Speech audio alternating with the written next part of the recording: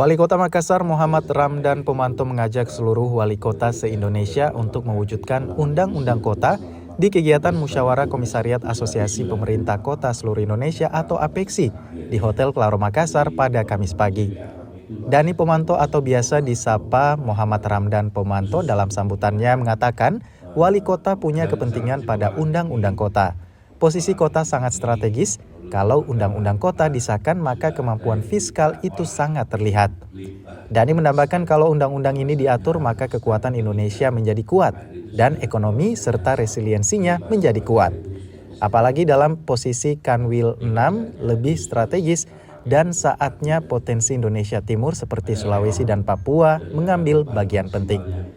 Wali Kota Makassar Muhammad Ramdan Pomanto menjelaskan kita harus memperjuangkan dan men-share banyak hal, seperti UMKM, persampahan, dan low carbon. Dani juga sudah menganggap APEKSI ini adalah rumah pribadi dan institusi di mana kota ini diurus dengan baik maka berdampak pada pendapatannya.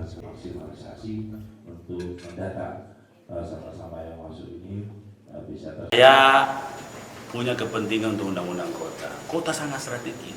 Kalau undang-undang kota bisa disahkan, maka kita seperti jadi kalau yang mau kayak pemain-pemain ekonomi ini di kota. Desa itu kan penghasil. Uangnya masuk di kota.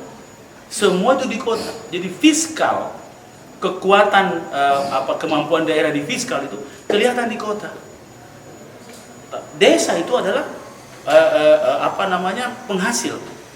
Nah, sehingga kalau ini di arranger ya, jadi sebuah musik yang bagus, maka insya Allah kekuatan Indonesia menjadi kekuatan yang resiliensi ekonominya kuat.